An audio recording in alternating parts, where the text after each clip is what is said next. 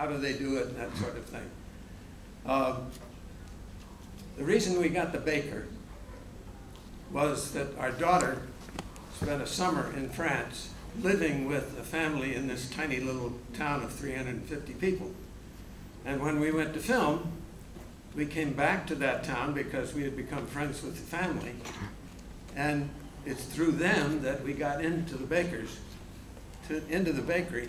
And he said, well, I start at 2 o'clock in the morning, but you don't have to come right then because I do 2 batches of dough and you can come at 4 o'clock in the morning. So we went over there, and in a documentary film, you really never know just exactly what you're going to film until you get there, because you don't know exactly how it works. But the baker was very cooperative, and well, you saw what the result was. With the Roquefort cheese, we had contacts through the French Travel Bureau in New York City. And we told them the kind of things we'd like to do, and they made arrangements, appointments for us all over the country, in addition to ones we got through friends. And the Roquefort people were very cooperative. We spent a couple of days down there, and the plant, if you will, is scattered around in several different places. And as you can see, they gave us a guide to go through the caves where the cheese was being aged. So that's what happened. Now, when it came time to movies on a shoestring won't accept an 80-minute long film. So we looked through the components and thought, hey, bread and cheese, those two fit together. So we plugged them together. The original film was shot on film, on 16mm Eastman color negative.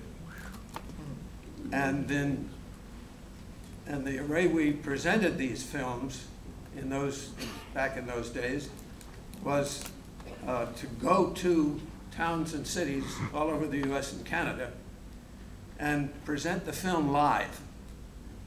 That is to say, the projector's up there and I'm standing on the stage doing the narration as the film is going through, and my wife is sitting down in the front row with a variable speed tape recorder, keeping the music and the sound effects in sync with images.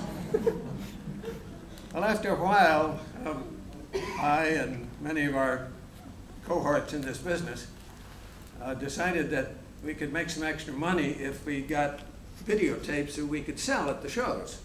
You know, like the rock stars sell their records. And that turned out to be very good. But in order to do that, we had to go into a studio, and I had to do the narration in a sound booth.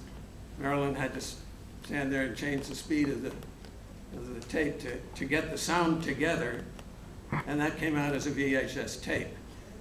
Well, that's what we had that had the whole thing in it. Well, recently I had all those VHS tapes digitized, and then I put them in my computer, into my computer film editing software, and so I could just take out those two pieces. I didn't have to cut any film or anything like that. I just picked them up and move them over into another part of the system, and there's a little film. But it sounds complex, but it was really fairly simple.